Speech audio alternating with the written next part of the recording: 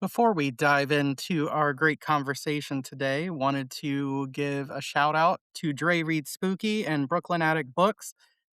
In June, anyone that is in New York City or would be willing to travel, June 20th from 12 to 5 p.m. is the New York City Pride Indie Horror Book Fair. Over 30 LGBTQ plus authors, publishers, vendors will gather at TVI in Ridgewood's Queens, which is just steps off the L train. Come celebrate Pride Month with your literary horror besties. Festivities will include drag performances, movie screenings, carnival games, and raffle prizes. Food served by the award winning Luther's New York City, famous fried chicken sandwiches, and photo ops in TVI's infamous Room 237, the Shining themed lounge. There will also be an after party at the amazing bookstore Twisted Spine with readings from a few of the authors that will be attending the fair. This is hosted by friend of the pod, Dre Reed Spooky, and tickets are only $5. So make sure you're following Dre Reed Spooky and Brooklyn Attic Books. Click on the link in their bios to get your tickets.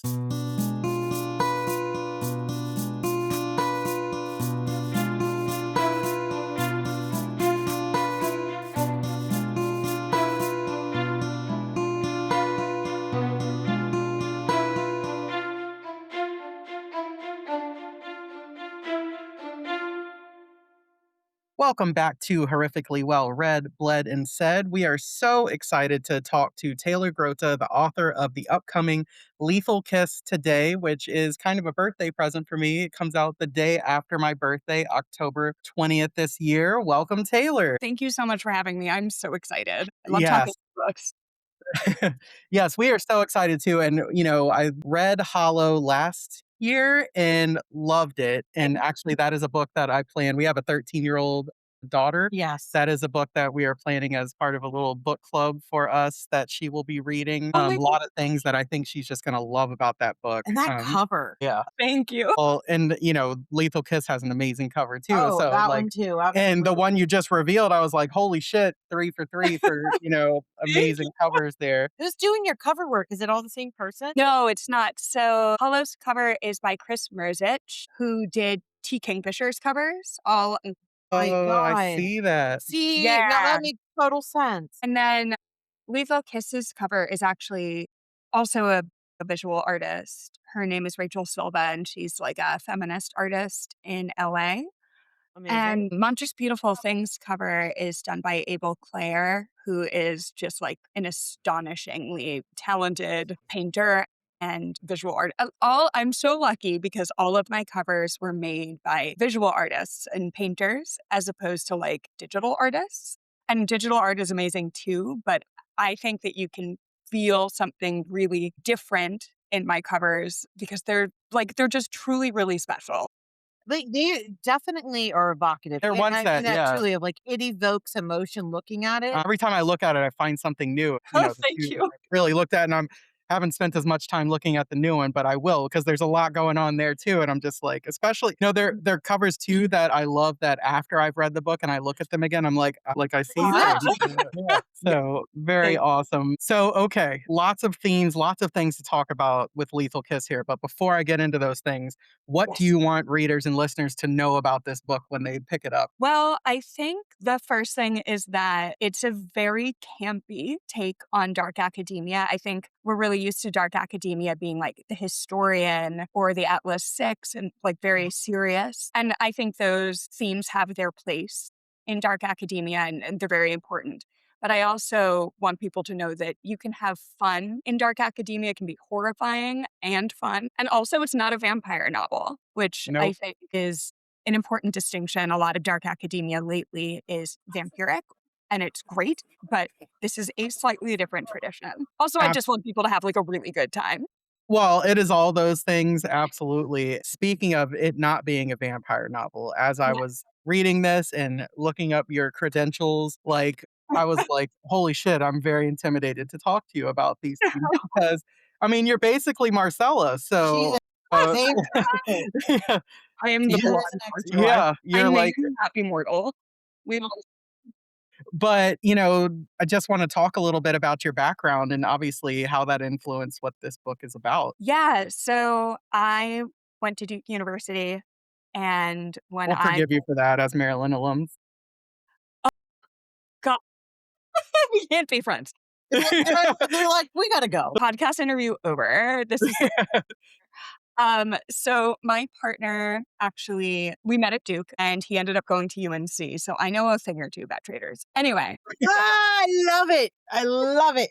I always love to say Duke University, Richard Nixon's, where he yeah, I went. know. I know. But Duke also has one of the best rare book rooms in the world.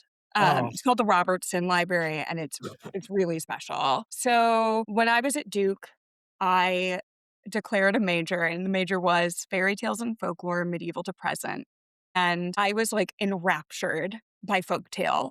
And this was your undergrad? Yes. Yeah. uh, Okay, why was this never presented as a fucking career option for me and I know, school? like, excuse me. Well, it was an interdisciplinary major, so I designed it myself. I had to go before a committee, and do this huge, very intense application.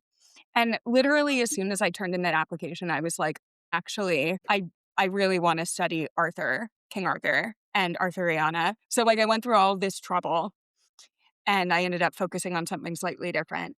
But when I Now, was, yeah, no, you first. quick.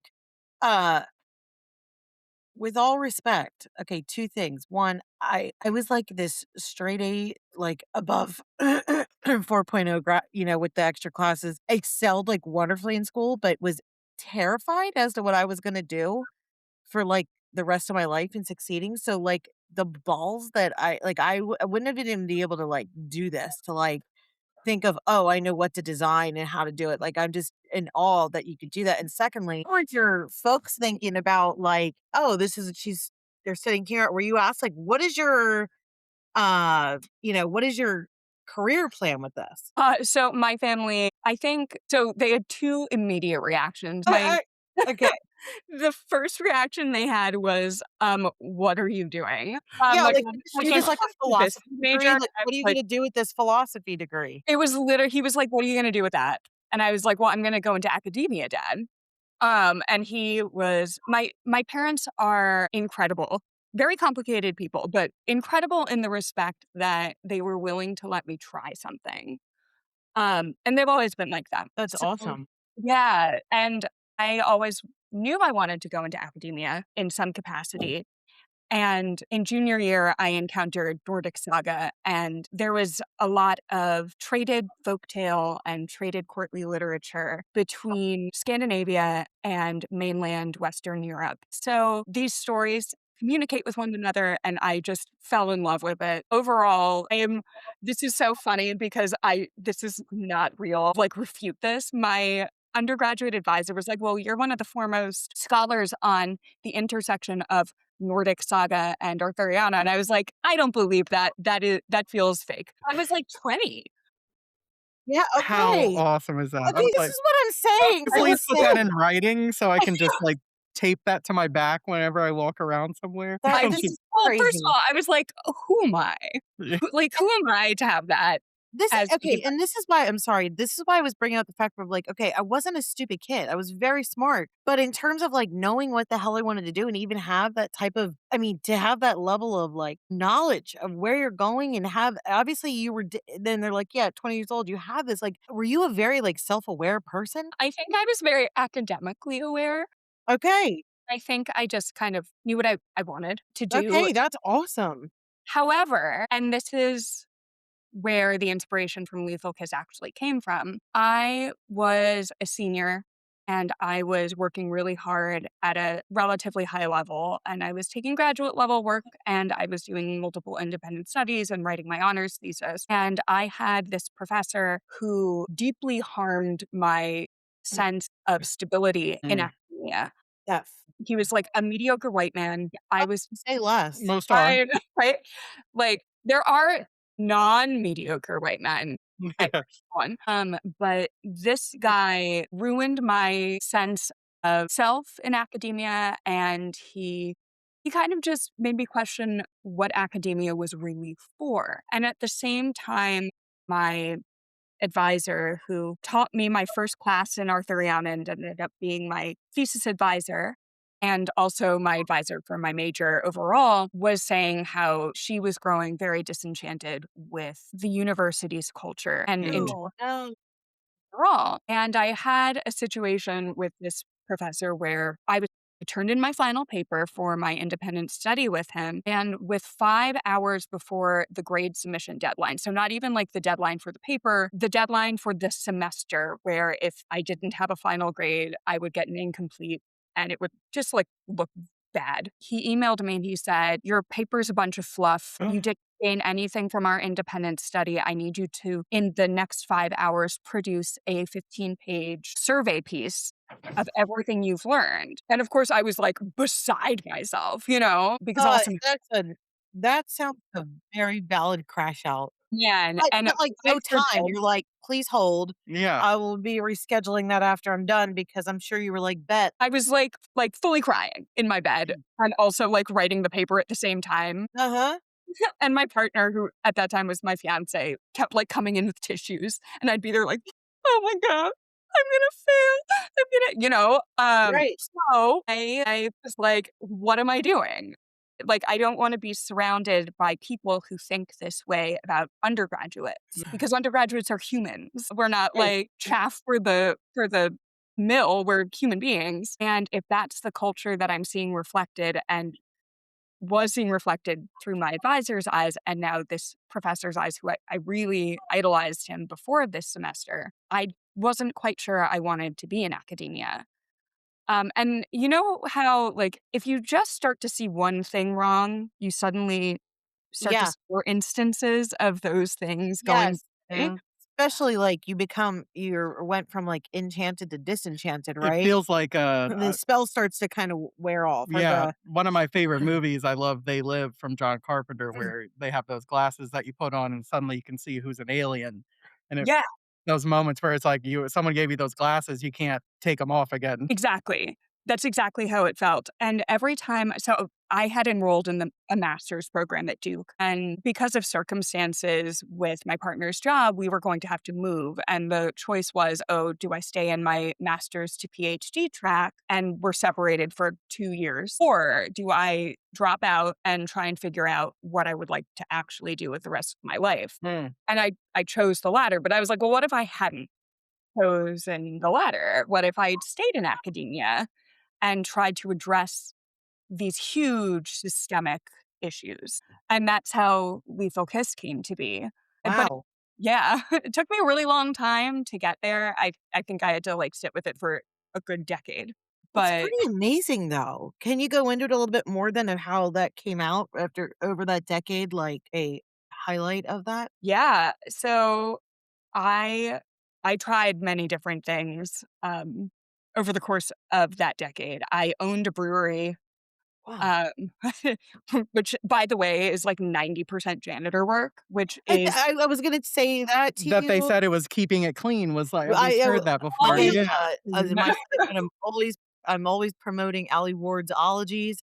There's Yes. a whole thing on brewery, and I learned that it is not the fun that you think it is. It is No. just about keeping it clean. it is so not fun. I also like had kids. I have 2 little girls and they're wonderful. But when you have girls, you know this, you start to look at the world in a different way. Oh, yeah. Do.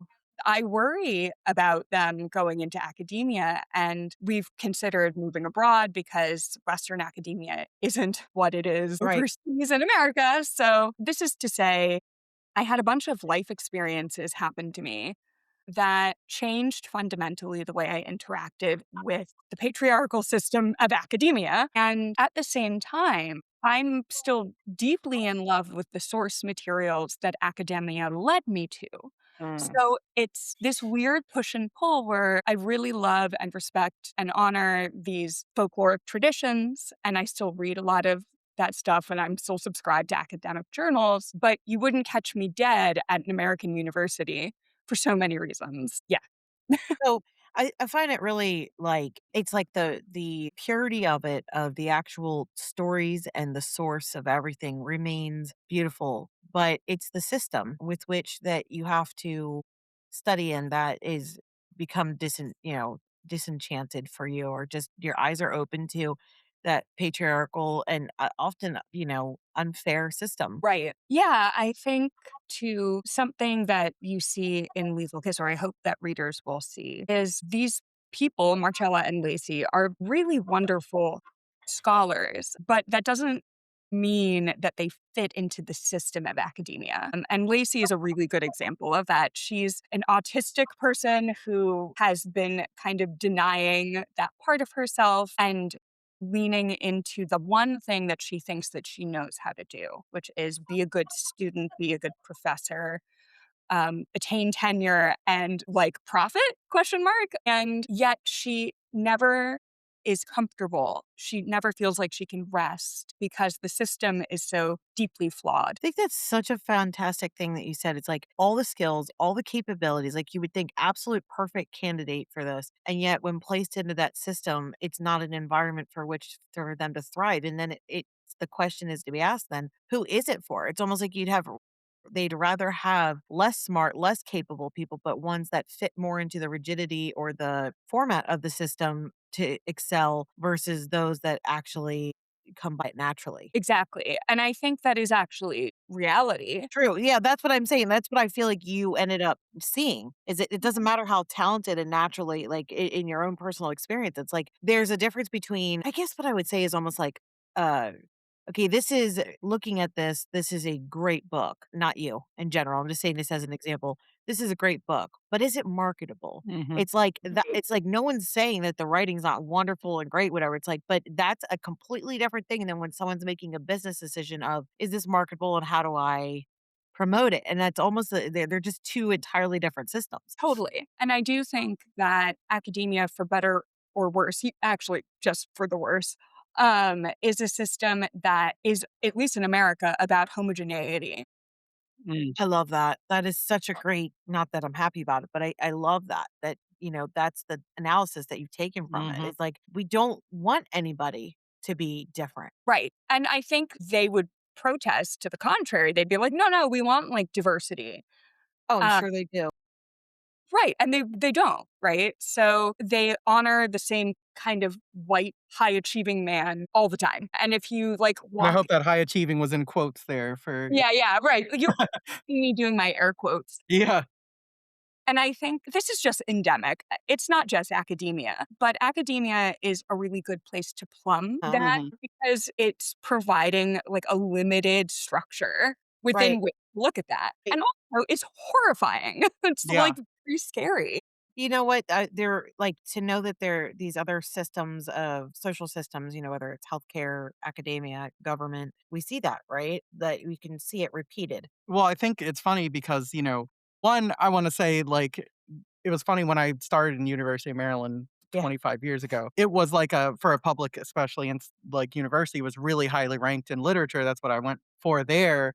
And I was just shocked by not just like the students, but professors that just didn't seem to read? Yeah, And I'm just like, this is so weird. And it's funny because, like, when you talk about it, academia in general is like a microcosm of, especially like this country, it's built on this lie that the harder you work and the more, successful or the better you are at something, the more successful you're going to be, when that's never ever been the case in really anything, right?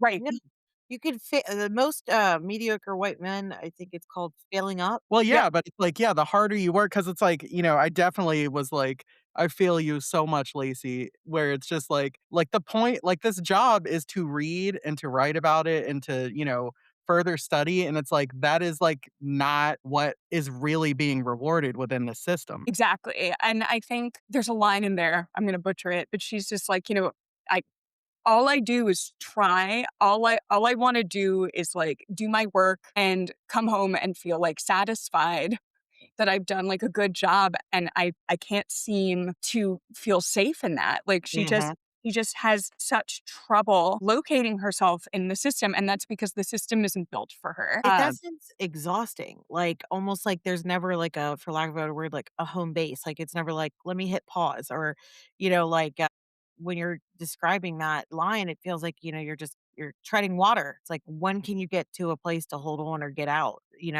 but it's like she just they just have to keep going. Yep, and I think that is the crux of her difficulty in the story. And then Marcella is, of course, the perfectly positioned person to be like, "You can be angry about this because it's not fair, but equally, you don't have to involve yourself or try and fix it the way you think is best. You can blow it up, Yeah. and that's okay too." Of course, I'm not advocating that we burn down a university Mhm. necessarily, but Metaphorically. metaphorically speaking, I do think that Marcella is the perfect answer to this. She's already a monster. Yeah. He's not gonna get less monstrous, you know? And it's funny because, like, not to get into any kind of spoilers, but the best thing obviously not there's some bad things that happen within it, but it's almost the best thing that happens to Lacey, both professionally and personally, is to find out that there's horrific, monstrous things happening on this campus, and then obviously, teaming up with this, creature from basically the same things that she's studying, which I just love that so much.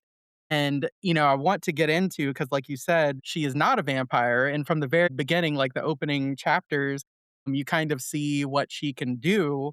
And so I just want to, obviously you have studied, and is it Draugr? It's Drogon?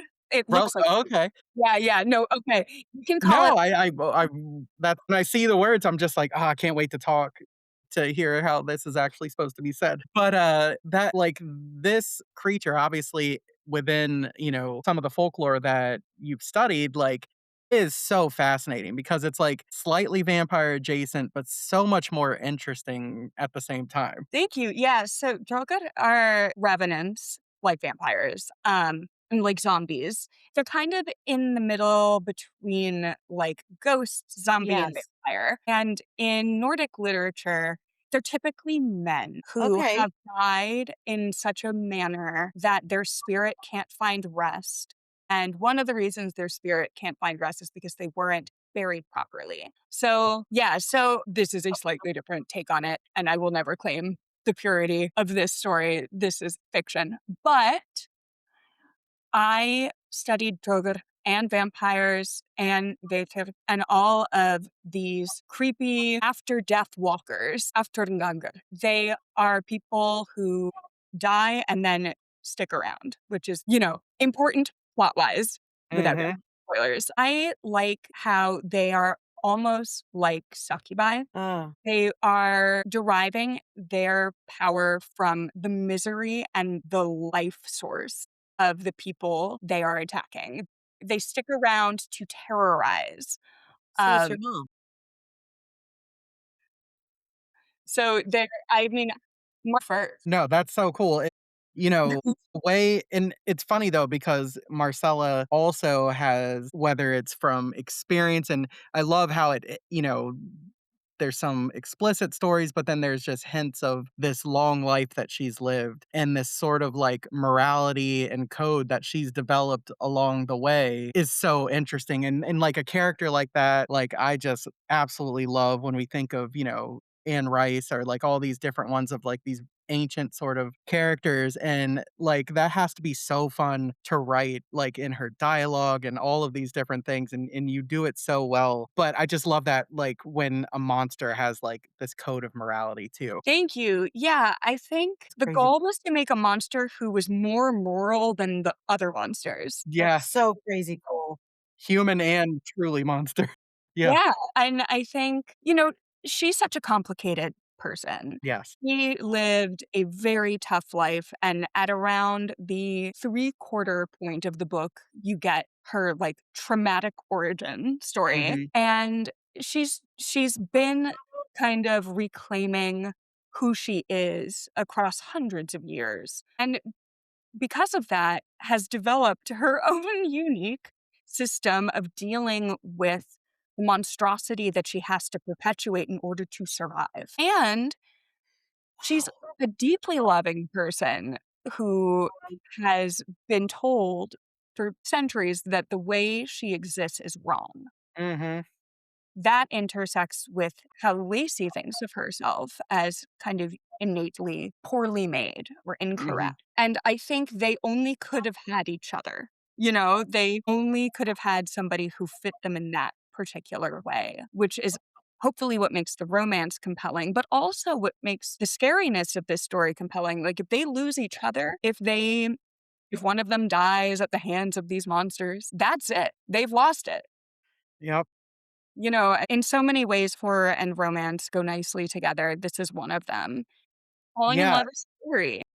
Abs uh, Adam, you were saying, like, just because you were prepping for this and you're like, "I feel like I'm firmly in my horror my romance." horrormance era. Romance, It's funny go. because it definitely is, like, starting to have a moment right now, and books like this are definitely going to further that because it works so well as both, and then at the same time, like, moments where are so horrific, moments that are so romantic, and then when you have those come together, there's a sort of, like, gross euphoria with sexiness. Does that make any sense? Yes. At the same time, and I'm like, "I don't know how I feel right now, but I'm loving it." Yeah, I'm scared and horny.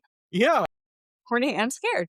And you think so my favorite scene in the book to write was when they are at this faculty party, Oh. essentially the winter ball, Oh and god. Marcella disappears and Lacey goes after her Yes. and discovers the secret she's been keeping. This is it maybe halfway? And Yes, about as a half. reader, I'm like, "Well, what the fuck is gonna happen now?" Like, like because 'cause you're expecting that to reveal to come either really early or, like, at the very end, and I'm like, "Okay, I now am just gonna stop trying to figure out what's gonna happen next." Yeah. Success. Because, while that is, a big secret, it's not the ultimate secret that No. either of them are carrying or trying to figure out. There's Mhm. a bigger narrative going on in this story that has to do with all the themes we talked about, the patriarchy being the biggest, and the amoral way that academia kind of comports itself in this country. But there's also, personal secrets and learning to trust another human being. Those things are also very scary. So, I think the reveal that Marcella is in fact a monster, which the reader knows from the beginning, had to happen for Lacey around the middle point because that is what kind of sets off ultimately the relationship between the two of them. And Lacey is not horrified by the fact that Marcella is a monster. I wanted that to be very clear. She is enamored with that. Yeah. And what would it be like to have someone fall in love with not just who you are and what you look like, but the monster inside of you? What would that be like? I think that's really why horror romance is having a moment because we are learning that as a society, in order to embrace one another, we have to embrace each other's ugliness too. And that's really powerful. You have so many, like, as I'm Yeah. just listening to you, I'm just like, So, so yeah. many moments of things that you just God, you're enchanting to listen to. It's just Oh, Well, I love that Lacey's almost like, "I don't care what you are. I just care if you truly like me and won't betray me." Like, that's it. Like, yep. that's what's important, and I'm like, "I feel you, like, completely." And I also like, any of us with low self-esteem or, whatever issues with that, where it's like, Mar Marcella's like, "I like you." Lacey's like, "No, you don't." Yeah. Like, for so long, and I'm like, "Man, I feel that so much." And she's like, "No, I really like you." And she's like, "Oh, yeah, say it again tomorrow. Maybe I'll believe you that time." And it's like, how many people can, like, say, like, "I understand that feeling," especially because of, Lacey's been told she's ugly, she's this, she's that, she's plain, she's that, and it's like, "Actually, no, you're beautiful." And it's like, just you've been beaten down because it's been helping other people move ahead to do that and make you feel a certain way, God, right? Thank you. Yeah. Thank you. Because but that here's what is, it is, right? It's like other yeah. people get to succeed off of fucking over others or Yeah. just, they're as you were saying earlier of like having your whole I mean, clearly you went into this like on a personal level with all kinds of confidence, all kinds of just Mhm. dreams that and then just to have this happen and it's like you got to imagine it wasn't just you that you can't be the only student that this has happened to. Well, and the other thing is, like, I know that you said this has been sort of, like, germinating for 10 years, but looking at, sort of the ultimate thing that's happening at this specific university, 1, I'm like, "Yeah, I could see that being real," and 2, I'm like, "That's probably our government, right?" That's what Yeah, I'm saying. no, that is totally our government. That's what I was gonna say. Like there's places Like, in literally, almost. place listen, that's why I said earlier, I'm like the same social structures that you can take this from academia into healthcare, government, whatever. Mhm. But even now, like in Florida, they are restricting the amount of sociology classes you can Yeah. take. Well, I'm meaning the more supernatural elements I could see 100% Is being. Mitch McConnell evicted? Probably. Yes, that's what I mean, like, when you look at, the things that have been coming out, and it's funny, we've said that a couple times with people, but I especially feel that with this book involving, the consumption of humans, let's just say, like, that it's very prescient, unfortunately, right? Well, I also think there are so many realpolitik things that you can derive from the idea of consumption. Mm. And this book, I love writing about weird and horrible and terrible food and weird and horrible and terrible eating. Oh God. Yeah, and Oh I did God. it's pick up a Snickers recently, and I was like, "Uh-huh, okay." Yeah, I'm I've like, been influenced. oh God. influence. Luckily, Well, you didn't ruin Snickers. I thank just you. felt, it's like but there's If other parts anything, where I'm Sneakers should sponsor me. Yeah, Oh God. yes. Please, Snickers, sponsor me. But I I, do think, like, this idea of consumption is important, not just Mhm. on, like, a fictional level, but on a very real level. Like, the way we derive power is Yes. through eating and eating others, and whether Mhm. that's a metaphorical thing metaphorically or yes. or physically, right? Yes. And there's so much going on in this country about the health of our food, right, where it comes from, who is suffering to get us our food, who Mm. has to die to give us our food. But I think that's a whole other horror novel in and of itself. And I tried as directly as possible to include it in this book because I do think that, especially in a cannibalistic situation like the one Mhm. in Lethal Kiss, you have to think like, what is that a metaphor for? Or worse, what is that a reflection for Mm. societally? And yeah, when the Epstein file situation came out, I was like, not surprised. Yeah, Not absolutely. surprised. Yeah, because these people are literal bloodsuckers. Yeah.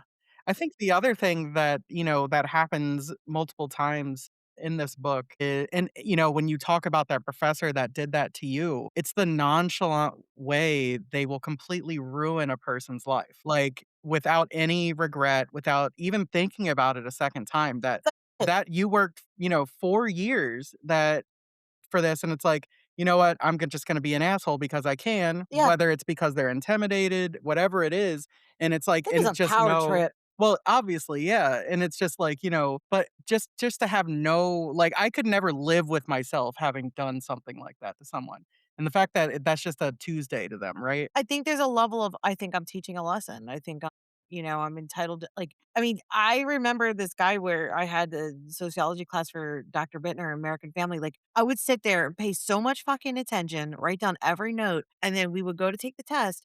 And nothing that he fucking talked about would be on the test, like Mm, at all.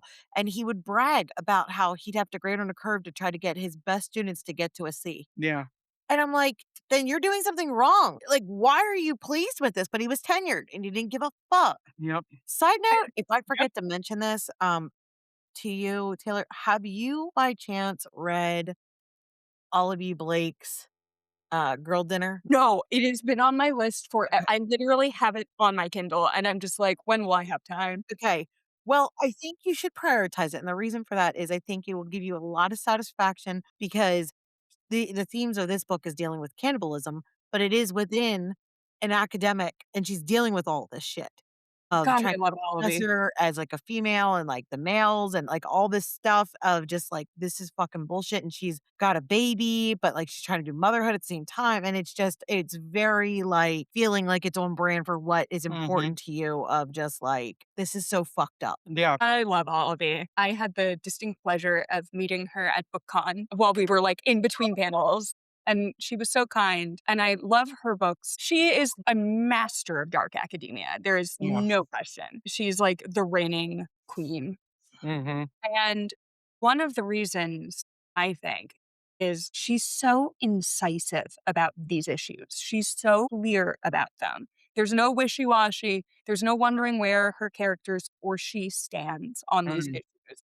They are books that interrogate the morality of white men, especially in academia. And she's just incredible. And there is this thing right now that's happening that I like another thing that I totally rebuke. There's this concept of like women's horror mm, versus men's horror. And mhm. I'm just here to say if anybody thinks that they won't be scared shitless by Olivia Blake, they have another thing coming to them. I think that everybody needs to read her books. Obviously, I'm a huge fan. Yes. Okay, well, I'm really glad that I brought that up and that Yeah. I'd love to hear your thoughts then, just because I constantly think about that book for the reason that, and I know I've shared this on the podcast before, but I don't really care. I'm going to say it again. Good. Kingston, who's 17, and like I said, it deals with themes of cannibalism, and it's like if we pick some of these horrible men to like essentially eat and consume, again on the themes of what you were saying, oh the succubi and all these, right, metaphorically or real. Literally, and in this case is literally, you can have really great health and you can have beautiful skin and hair and your immune system is wonderful. And I'm telling all this to our 17-year-old exchange student Francesca, and she's like, okay, what are we waiting for? Like, why aren't we doing this?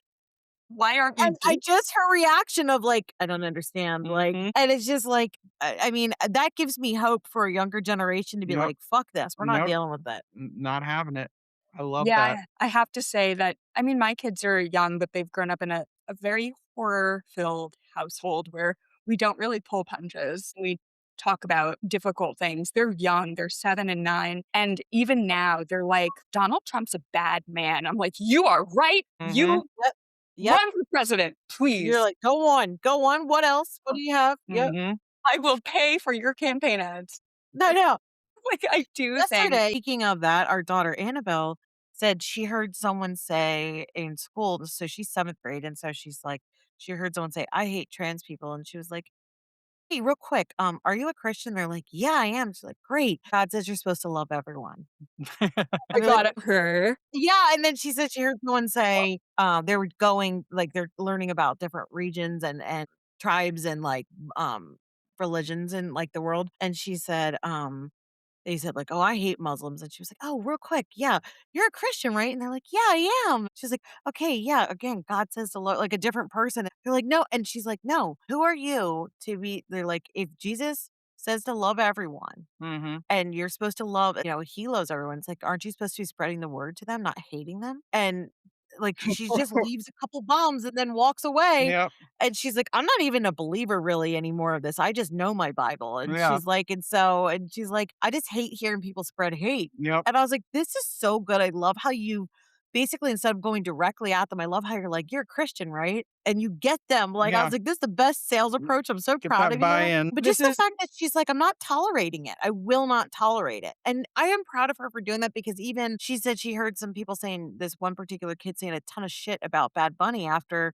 the Super Bowl. And she was like, "Do you even listen?" And he was like, "No." And she's like, "Well, why don't you try this one?" And like in between classes, then they met up in the hallway and then it's like, "Oh, I really like this song. I really like this song." But it was like after like a couple minutes where she was like, "You didn't even listen to this. You don't even know."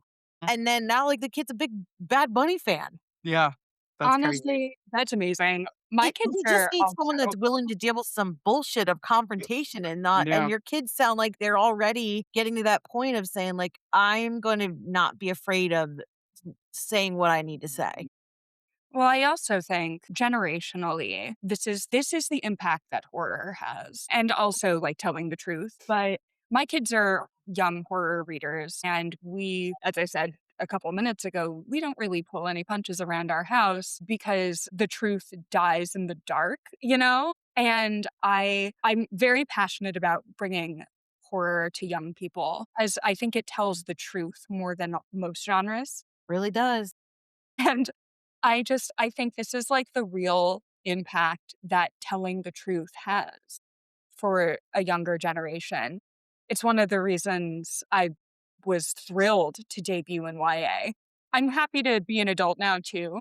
Mhm. If we're going to change the world, it's It actually not takes going to her be now. us. It's going to be Yeah. them. So I can say officially is now like my favorite genre. I think yeah, like, Yeah. I mean, I don't know why I wasn't reading it, and now I'm like, and I was funny because last week when we were in the bookstore talking to our independent local bookstore folks, Yeah. and I was saying, like, I'm really in my YA era, and she's like, "It's crazy because we just had this, like, older man come in the other day and ask for the YA stuff," and he was like, "Yeah, it just gets right to the point." I was like, "That's why I like it." It's like, it's all the meat, none of the fluff, all the goodness, and it's good as shit, like, they have to be, and I love that you got to debut there and that you have that, but when you think about what you're saying of generationally, you're getting those people at around the age of they're socially aware, they're seeing enough stuff, they're getting to the age where they can vote or are voting, and, I'm just thinking of just as an example, like, I'm pretty sure there was a What did they expect?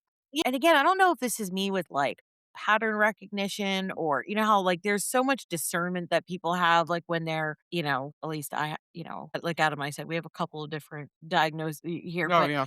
it's like, you're like, Same. "But I don't understand how didn't you see this or why," every other part of everything they've done has shown that they're nothing but, like Grifters. yes, and, like, speaking of, last night, I was like, "You gotta be fucking kidding me that the guy who apparently is in charge of, like, some of the health stuff with, looking at the hantavirus is, a urologist, Yep. that focuses on penile placements." So, like, we should Man, feel really if that's comfortable. not If that isn't metaphoric, like, showing what you're talking about of people just, "What the fuck are you doing here?" And why? And I remember this distinctly during Obama's campaigns. They're like, "Yeah, he's elite," and I was like, "Isn't that the goal? Like, isn't that the fucking goal in life you to don't be want an smart expert in people? I something? know. Isn't like I was like, "I don't get it. I don't understand." And now I realize it's like, "Oh, okay, well, we villainized Mm. smart people. We" you know what I mean? And it's like, what about these people that have worked on their trade and, like and the last thing I'm gonna say, I wish that there was a university out there that could recognize these type of people that need to just skip the undergrad shit and go right into the master's level of in-depth. Because I would have Yes, done so much please. better in university if I could have been like, "Let you wanna hyper focus on this? Yes." It's like it was the struggle for me to take all the other shit. Yeah. Yeah, I think one of the main issues with academia is that even like I understand the purpose of Gen your eds, yeah. year having like general survey Yeah, course. right. But after that, the whole point is to be weird. Like the whole point is to get like really into the nitty-gritty, or at least I think it should be. Yeah. Yes. Because when you don't do that, you have a bunch of generalists and then it truly becomes like, what is this degree good for? Well, that listen, I don't know why, but I'm 42 and I'm learning that right now. And again, I'm going to credit ologies because I'm like, these people get down into like, yes, I am going to study this particular fucking tree and I'm going to be an expert in this one tree. And I'm like, for real? And I love that now. And I'm like, I'm actually looking to go back to be like a botanist and Oh, that's figure so out cool. what I want to, because I love it. Like, I love everything about plants and I love everything about science and all that. And I'm like, you know what? We get one life and like, I love sales and doing all that stuff, but it's like I'm a master at talking and knowing people, and that's great, but it's like I wanna have a specialization in something, you know what I mean? That just feels like, yeah, I just know all behaviors of, let's just say, like, irises or something, you know what I mean? Yeah. Well, it's funny because I think I might have said this before too, but like our very first like meeting of like a freshman class at University of Maryland, they said they want a diversified class, not a diversified student in what they learn. They want very specific things that you know as a student. They want someone that plays an instrument that no one else plays. They want, and that's how they sold it. I don't think it necessarily was the truth, but that really should be what academia is, right? Because you Like you said, can't the person that plays the triangle. right, it's like, okay, no, I don't want someone is studying cats, I want somebody studying one specific type of cat or even one specific behavior that one specific type of cat has. Yes. That's how you further knowledge, right? Totally. And I think that generally this goes back to the first thing we talked about, I think. If the goal is that the people already at the top maintain that level of power, then what they want are generalists beneath them so that Yeah. they can say, well, I know more than you about this very specific thing. And until you attain a thing that I'm going to make actually impossible for you to study, Mm, actually impossible for you to attain, then you're not going to get tenure. You're not going to, get salaried, whatever it is. And that is generally the problem, one of the problems with Yeah. academia right now. Comes back to again like ego and self-preservation and probably even self I don't want to say self-esteem, but in a way, of just like protecting one's own assets at the betterment of themselves. Like it's very vampiric again, right? Of just, Yep. but it's interesting that you were saying that because so um, I was reading the book Light Eaters, which is a nonfiction all about like plants and everything. Absolutely mind blowing. I think it's like changed my whole opinion on life and just everything, which I didn't expect it to do. Within there, they're talking about how when you start to discover new things about plants and just really seeing how smart plants are and how they were saying like there at some point they think there's even going to become like an opportunity to go for plants rights where years ago it's like to even think about animal rights was unthinkable or there's different sections throughout history that you didn't think women got to have the same right whatever but like the way that plants are the more we learn it's like we should really actually have protections around them, right? And that's because of some of these discoveries that are happening. But they were saying that when you are a scientist and you've observed this now, the amount of fucking pushback that you're going to get as like a smackdown to share what you've seen, it's like you might as well just expect 10 years worth of absolute ridicule Yep. until the next like enough people stumble upon it and just the pressure like the one she was saying, like, the one person, like, she was like, "Can I co-sign you to this paper?" And they were already tenured, they were, like, retired, like, they are close to it, like, they weren't even trying to, like, push anything out, and they were like, "I don't know if I want my name associated with this because it's gonna be run through the mud." And I'm like, "Okay, at some point, I think there's a reasonable amount of pushback of, okay, is this true? Is this really observable? Did you set up your study the right way?" But it sounds like what you're saying is, like, people are just fucking trashing each other, and that Oh my gosh, till that's later it comes out and it's like, "Oh, yeah, you were right." And it's just to know that you have to gird your loins, that you had this amazing discovery that no one else has ever discovered, and now you gotta be shit on all over for it, like, crazy. it's crazy. And it's like, you weren't there, you didn't do the fucking study, but you're gonna find every way to just completely take away my success for this, and so, Mhm. yeah, it's just okay, Well, like even within, I'm thinking in Lethal Kiss, like, there's a whole section, and obviously there's, specific reasons for it, but, like, it just makes me think of this in general of, like, I'm just gonna take away access to all the rare books, Yep. Oh, and and that it's like that kind yeah, of stuff does actually I mean, Lethal Kiss's example of that is very exaggerated. yes.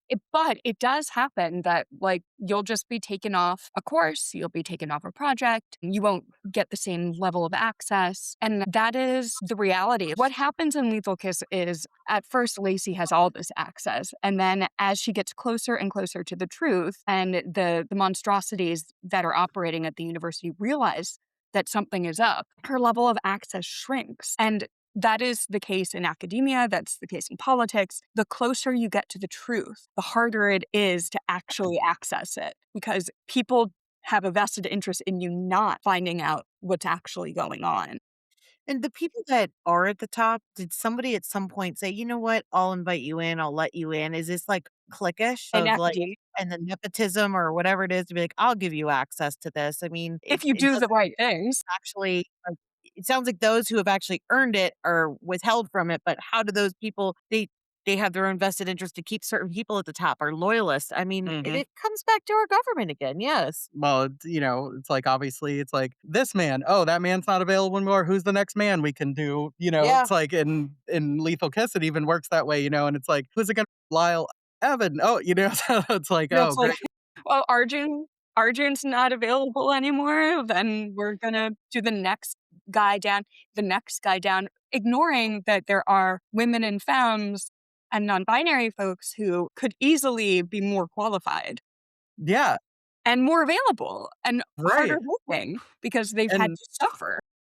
And I love, like, the fact that, like, ultimately, like, one of the themes here is that, like, when given a chance, this person especially that is thought of as weak is much stronger than anyone else combined in this situation, right? And, just given that chance, just given the same resources or even, like, a fraction of them, they show how much more capable of doing something I mean, amazing. if they're threatened, right? It's like I'm gonna find a way to get rid of them. Yep. The people in power, yeah. Yeah, when you said about non-binary people, that's the other thing last thing I'm gonna say about Mhm. the whole plants and the light eaters. If you have ever been like, as a listener or whatever, been like, "Oh, I'm not really sure," like, I'd like to refer most people that don't understand non-binary, bisexualism, anything, it's like, study some plants, okay? Because it's everywhere. And It is it's like, we everywhere. wouldn't be where we're at. We wouldn't even have the oxygen in our blood cells to operate as human beings if plants weren't those things. And it's like for the small-minded assholes out here that think Mhm. that there's only two, you're so fucking wrong. And it has nothing to do with religion.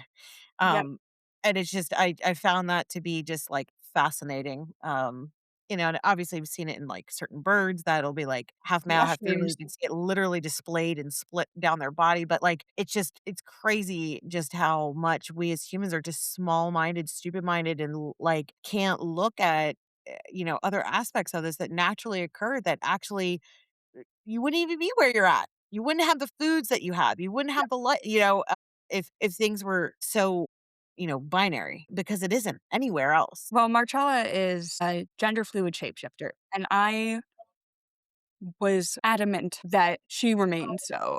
I am not precious when I'm in edits. I don't really care. I don't really hold on to stuff. Everything is in service of the book, but I was like, she has to be non-binary. She has to be because she is the person who feels most evolved in this story. She's been Yeah. around forever and she is learning constantly new things about herself. And she's Yes. challenged by Lacey in ways that she never expected. And I think too, it's my responsibility as a non-binary person and an author to say, life is so much more complicated and we are so worthy of that infinitely beautiful complication. The fact that we in academia and generally politically in this country have decided that queer folks are lesser than is crazy to me because, in my mind, queer folks are the most perfectly poised to take us into the future. So, Right. Do you wanna go into a bit more about why you feel Well, like that? Because I don't disagree, but I'm just curious as you're I'm thinking about that with Marcella because I love some of the sort of conversations she almost has with herself where she's like, "You know what? I don't know if this body really is me right now," or "I don't know how I'm feeling about this. I'm kind of feeling this way." It's like, "I'm gonna use this to serve what I need to right now." But, like, it's almost like a curiosity and a sort of, like, listening to herself that, like, is so much more developed and conscious of, like, of their own identity, like, that so many people refuse to look at, and Marcella's like, "This is just what it is." I love Why? that. I think that is actually the answer, that queer folks in general are very, or at least the queer folks I know, are very curious and very open and interested in not just what appears to be the case. Like, I think if you stepped back 10 years and you said, all right, there are men and women, that's it. The first people to dispute that would be queer folks. I mean, if Mhm. you look at the Stonewall riots, Yep. leaders of the Stonewall riots, the instigators were Black trans women. And Mm. it's just that's how we get places. We lean on these incredible communities of queer folks who are just thinking they're like their brains in like 2100 and we're all stuck in 1950 in this Well, and Mhm. it's interesting because I have said this for a long time, that I wanna do, like, research on neurotypicals being Republicans and neurodivergents being liberals, and just, like, you're feels right. wired that way, and I'm like, these are 2 again, after reading this book, I'm like, "No, we're in 2 entirely different species. We look like we're the same plant, but we're not, Mhm. and we're wired different." And nevertheless, it's the empathy, it's the pattern recognition, it's all this. I mean, you can't tell me that people that are neurodivergent in some capacity or autistic or aren't more. I'm sorry, I think there is a superiority. It's like a more evolved person that can understand from emotional It's different intelligence, consciousness all this. level, It yeah. is. And that it's those people are looking to evolve and think for everyone most of the time. And versus, What can I get for myself? yes, Yeah. that and what can I hold on to and being afraid and resistant to change. I mean, I'm sorry if I'm pissing anybody off, but this is genuinely it's how I feel about it. I also think that disability only exists in the context of society. There you Mm. go. Yep. So, autism is a disability, but it's a disability within the disabling context of a neurotypically built society. And similarly, there are only two genders, but that mind frame is the society that says like yeah, like people who are genderqueer aren't operating with the full deck. Like I can hear like the Republicans in like Right. the peanut gallery being like, they're just mentally ill. Well, in the context of your 1950 society, grandpa, Right. right? So I think that I think you have to demonize and villainize that when you don't understand totally, it because you don't have the mental capacity, the emotional intelligence, or the evolution of self to even be able to potentially understand something else, right? It's like definitely. everything else is such a rigidity in their worldview that there's no ability to open up and think about these other things. It's scary, it's limiting, it's overwhelming. I think it's also just like, well, I can't imagine it, so no one else can imagine it. Mhm. You know? This is exactly the kind of conversation I was hoping to have. I told you, Adam and I were like, "It's gonna be one of our favorite episodes," and, Yeah. like, I love all this, and it's interesting how, like, even going back to, like, the stuff with the revenants, and I had finally just recently learned that from Donna Taylor because it was in her book that I didn't know what that was, but, it's just thinking about a lot of this of just like, okay, these things have been around for a long time, so how much do we not know about these other Mm. worlds and spirits? And, um, Mhm. Adam and I were watching a documentary last night on, The Navajo Rangers, yeah. yes, Mhm. and how different, like, and the things that they believe and the things they won't even talk about and touch, and it's just like, we have cut off all kinds of just access to what nature is telling us and the world around. I mean, it's just out of somebody's, like, level of fear, I think. Yep. It's just really sad. It is so sad. But with that being said, I mean, I think it just you get enough people that are willing to buy into that, that are willing to have loyalty for it, and then it creates a whole institution and a whole program, and it's like, and then you villainize those other people because they're different, and then it becomes this, us versus them, and then that's how you keep this power going. Yep, exactly. And I think that, like, I hope for this younger generation that they're feeling very different about this and, like, they're like, "I'm not dealing with it." Well, I think that's why it's so important, like, within even with Hollow, with Lethal Kiss, to have role models like Lacey and Marcella even, to be like, "No, there's a better way. There's a better way to think. There's a better way to do things." And, the way that the men in power at this university act, it is so like, you do such a great job of pissing me off, of pissing the reader off of, like, the way that they do things that, like, these are the kinds of things, it is novels, it is stories, it is these kinds of things that are going to change people's thoughts. And that's why it is so important for middle grade and young adult and even, adult readers to have exposure to these things. And that's why they're trying to take away the exposure, Yep. for so many people, because you read this book, you're never going to think the other side's the good guy. You know what I mean? And so it's important to build that empathy and to say, no, I don't have to just accept that because it's been like this for however long that it has to stay that way forever too. Thank you. I think I agree. I think it's like deeply, radically important to keep reading books that feel true and that might be fiction, but because they're fiction can say the truth more unflinchingly, you know? So, and that Yes. was my hope for Lethal Kiss to really tell the truth about academia. And do you And feel, do like, satisfied? Do you feel like you have another book in you for this to bring out more of this kind of rage or experience? Like, where is that heading for you? So unofficially and officially, I have no plans for a book 2. I would love to write something else in this world with these characters, but we will see. I fire, send help. But my next book is very different, um, but deals with similar themes. It also has mushrooms in it. It's a sporer, which Yes. like one of my favorite subgenres of horror. Love, love, So love. I'm excited. I'm not allowed to talk about it, Okay, but okay, yeah. don't say anymore. Oh, everyone read Hollow now. Pre-order both Lethal Kiss in October and Monstrous Beautiful Things is spring 2027. Yeah, February 9th. Yes. Oh, yes, absolutely, and that has the migraine rep, which I'm really interested and excited that you continue, to show, like, things that people don't talk about much and the way that it affects people and those things, so that's beautiful to see that too. Thank Um, you. when this comes out, you will just have done one of the panels that I'm most interested in hearing about the library, right? My gosh, I'm so excited. Come see me at StirkerCon. Yeah. So cool. Awesome. Love that. And, we're huge fans. Hopefully, for every book that you come out, you'll come back and talk with us some more Oh my gosh, I because would this love was that. wonderful. Yeah, please always come back or just like let's just talk about this shit as it comes. I'm gonna be like sending you some memes like, look at this, look at this. Yes. And I see you at Doylestown a lot. Are you in Pennsylvania? I'm in Connecticut, but Doylestown Connecticut. Oh, okay. half.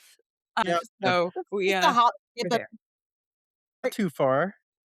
No, this and also Doylestown Bookshop is like just significant in my personal life. I love it there. Peg's amazing. My gosh, The what sister. Peg is Yes. the best. Yes, amazing. So thank you so much. Have a wonderful rest of your weekend, and I hope Stoker's amazing for you. Thank you so much. So good to all talk to right. you. Thanks for coming on. Bye Yep. bye. Bye. Bye.